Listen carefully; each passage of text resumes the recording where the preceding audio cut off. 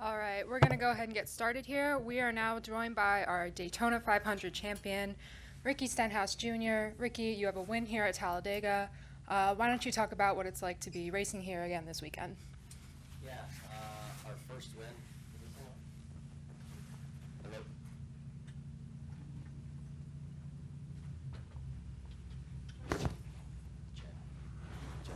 Check. Coming? Oh. Sounds great. A little too early for that. All right. No, it's cool to be back at the site of your first win, especially after starting the season off with a win on the Superspeedway, and just bringing some confidence in that hopefully we can do it again. So always love being at Talladega, being able to race a sprint car across the street last night and tonight, and just getting extra racing in, and this racetrack's really wide. It's 4 lanes wide, pretty comfortable. So it'll be interesting to kind of see if we can get more than kind of 2 lanes going.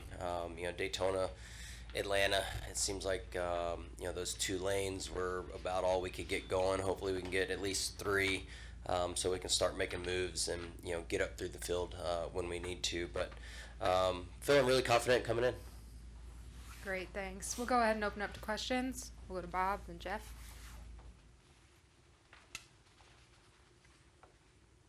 Bob Pockers, Fox Sports. When your team leases a pit crew from another organization, what are the expectations as far as, you know that if they do well, that I assume you know that there's a chance you can lose them? Yeah, that's how much time we got? No, I'm just kidding. So yes, that is the case most of the time, and a case that we had been in my first 2 years at JTG. We signed on at Roush a 2-year deal with the outline, specified that we did not want our pit crew taken. We would commit for 2 years if we could, keep our guys together. We did that last year, all year long. When it came down to, towards the end of the season, we were really happy with all the guys that we had last year. We felt like our fuel guy was a little bit slower than where we needed to be at the end of last year, and so we had kind of requested a change there, but wanted to keep all of our guys intact for this season, because I feel like that chemistry is really important when you're kind of choreographing those pit stops. And so we were really happy with all of our guys. And then end of last year, they let us know that they were changing one of our guys, and we weren't really thrilled about that, but they kind of guaranteed us that the guy that they were going to replace him with was going to be make our pit stops a lot faster. And so we started this season off, and we actually were struggling on pit road quite a bit. We kind of asked, hey, I thought this new change was going to be good, and they said, well, we actually put him on the 6th car, so we didn't actually get the one that they were going to replace one of our guys with last year. So that was a little bit of a bummer. We did get a new guy last week going into Martinsville, and our pit stops were great. And Monday morning they took the whole team. So I hate it for my guys. Obviously went to battle with them, won Daytona with them, and felt like we had most of them all last year as well, and just felt like we really had that good chemistry of a solid team together. And now that's kind of all mixed up and gone away. So I hate it for those guys having to switch teams, but I know a few of the guys on the team coming in that were on the 17 car, and Mike Kelly's worked with some of those guys, obviously, from us both being over there. And they had a really good pit practice this week. I feel really confident that I know Mike Kelly can get the most out of guys, and those guys got a little chip on their shoulder, so that never hurts anything as well. And they want to show their worth and what they can do going over the wall. So I think we'll be fine as a race team, but I do hate it for my guys that started, going to battle with us last year. That's the biggest bummer. But yeah, I think the expectation going into it was, that would not happen to us. I don't know really what all the contracts and stuff look like, but that was kind of the mindset going in, and so I guess that's what you get when you got people that are over there running that place. So I will go to Talladega this weekend, and I think I am not worried about our over-the-wall guys. I know those guys will get it done. All right, we'll go to Jeff, then Jenna, then Kelly. Ricky, there's been a couple times where you guys would get 3 wide at various tracks with this new car, and then everybody goes, "Oh, see, the drivers could do it if they wanted to," basically. And then there's it seems like the other side of that is like physically, like physics, whatever. Like the new car just does not allow you guys to race 3 wide very often. So, which is more of the truth in there, or is it a mix? It's definitely a mix. I think you look down at the end of the races, right, and we all just kind of take any gap that we can, and just at Atlanta, I should have shot the middle. I think I saw onboard video of like Eric Jones kind of running up through the middle there and gained a lot of spots. I was kind of committed to the 48 and 1 that were on the bottom at Atlanta, but it works for a few laps, it seems like. And again, it could be somewhat driver driven. You watch when cars get single file on the outside line at Daytona, the inside lane, you start making a run. As soon as one of the cars finds a gap close enough to the front where they're comfortable being, say, kind of that 9th, 10th spot in line on the top, then they bail, and then all of a sudden you start hurting the energy of that bottom lane. And so I do think that's, driven by the drivers. But, for sure 2 wide, I think, you can get it working as long as you have enough guys to stay committed to it. 3 lanes is tough because, you got guys that want to either be in the top or the bottom. The middle works really well for a while, but it is, a little bit more risky, right? At least at Daytona and definitely Atlanta. Here at Talladega, 3 wide is super easy to do. So it'll be interesting to see. The bottom lane here, it gets so flat in the tri-oval that I do feel like the middle or kind of top lane can make its way up to the front, because you end up running the bottom here more than you do at Daytona and Atlanta. So the car's tough to do. It's got a lot of drag. You got to really stay in line to do it, but I think it's a little bit of both. Go over to Jenna. Jennifer, AP. Hey, Ricky, is it your understanding that the pit crew change is for a while, or was it just this week? No, it's for the rest of the season. Okay. I guess until the new ones start doing well on our team. I don't know. I don't really know how it works now, but I know our guys.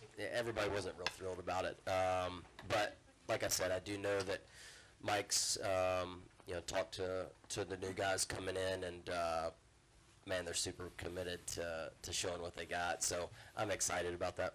Did they have that luxury to do that because you've got to win already? That's above my level. I don't know. I'm not sure what their understanding of why they feel like that was the best move, because normally when something happens like that, it's we're requesting something different or whatnot. But I think our guys averaged last week first on pit road, so we were thrilled with that, obviously, and then kind of got the rug pulled out from under us. But like I said, I think it's going to be great for our team. I think Mike Kelly will get our guys dialed in, and like he always does. And I just hate it for the guys that gotta leave our team. Did they get their rings before they got I taken? haven't yet, but I'm sure they will. We won't leave them hanging. We'll go to Kelly and then Claire. Kelly, CrandallRacer.com. Ricky, how did you find out about the pit crew change? I think I had read on NASCAR.com it was an email. I did not receive an email. I think Jen received an email of talking points, but I don't think I followed those. Yeah, it goes through our competition director with Ernie and those guys. So, you know, I get filled in. Mike Kelly actually called me Monday night. He kind of waited all day Monday trying to figure out if they could change what was being done. But he called me probably 9 o'clock on Monday night. And you talked about, obviously, you don't want to lose your guys. They've been one of the best on pit road. When a change like this does happen, does it just not ruin, but maybe just upset the chemistry a little bit as everybody kind of comes over? There's a lot that goes, you know, into the sport, not just over the wall.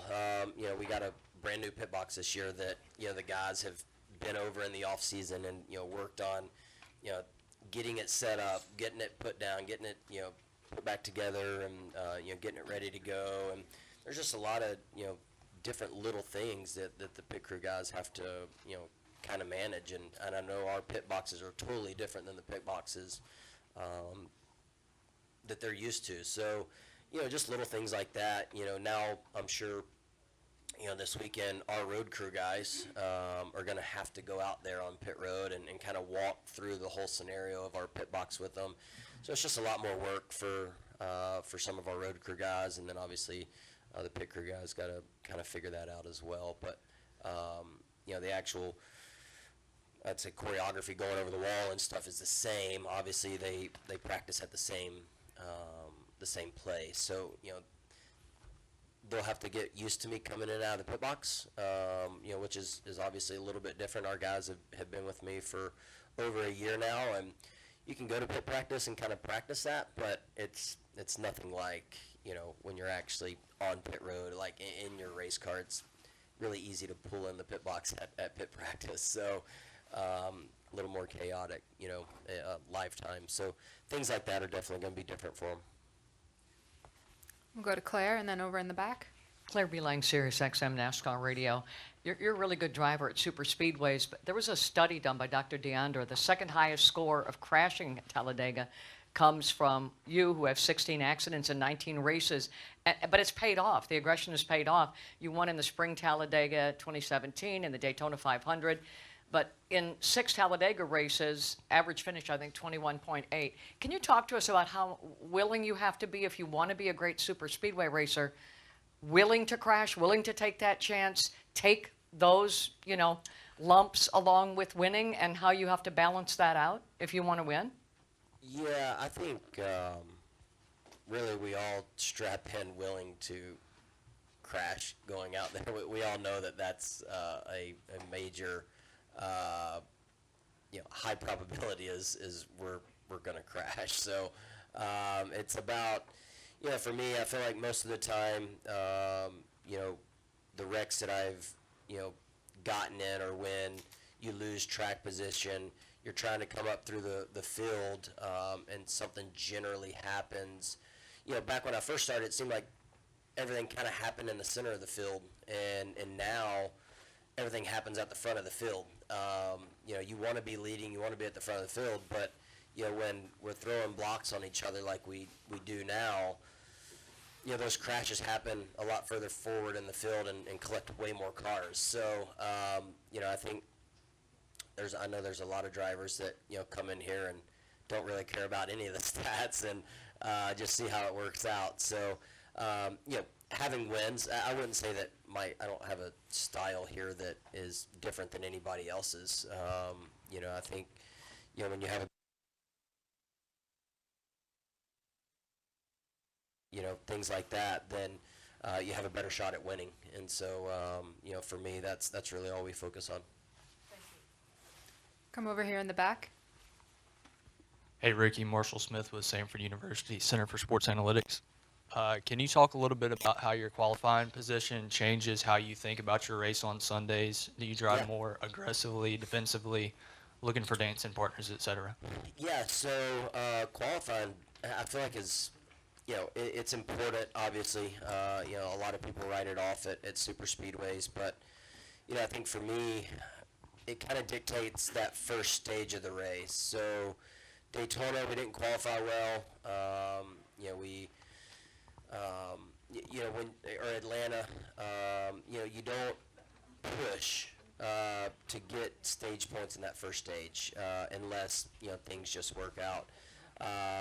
Because like I was just telling Claire, it's like going up through the field is generally at some point when it happens, and you don't necessarily want that to happen in the first stage. So for me, qualifying up front, it's a lot easier to keep your track position with this car than it is to gain your track position, at least out on the racetrack. So, you have a bad qualifying effort, then you're looking at different strategies, 2 tires, no tires, things like that to get your track position, so that you can, get to the front and try and keep it from there.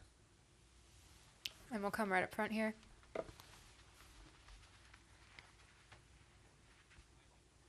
Noah Lewis, TSJ Sports. Ricky, can you talk about the importance of the chemistry with the pit crews, and then now how you plan to build the chemistry now that we're already in the season, because it's got to be an awkward situation on both sides. Yeah, I think for us and our team,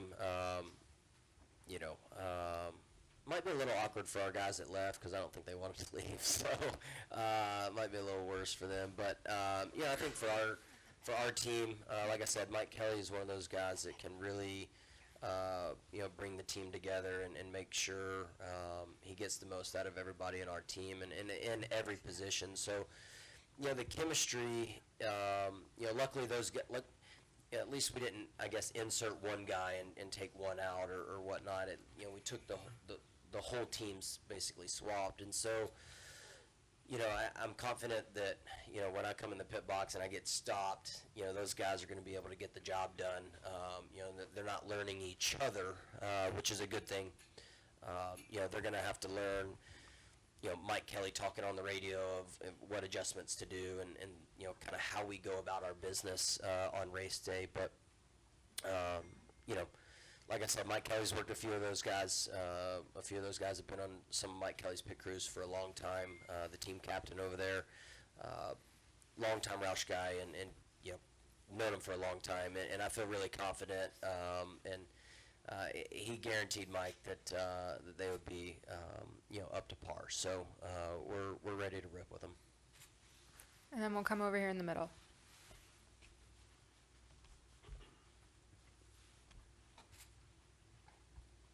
Jared Haas with Front Stretch Talk. Ricky, for the Daytona 500, you kind of came from third position, worked your way up, and made the pass in the chaos of the green-white checkers. Do you see yourself, in order to win here at Talladega on Sunday, do you need to be in that position where you're the third car in line, having that big run to overtake that lead, or is this more where you can either work farther back or you have to be up front in order to win here? Yeah, I would take leading, any race on a green-white checkered. I think you control the race. I think the biggest issue that happened is the 8 was leading the race, and their mistake was trying to do like the teammate restart where they pulled the 3 backed off a little bit, let the 8 pull down. That killed all their momentum. I think if they would have just lined up together, the move that Larson and Logano, Larson and I made down the backstretch, I don't think that happens if they would have started in the same lane together. But for me, I would definitely take leading over anything. I think that's your best shot to win. All right, one final question over here.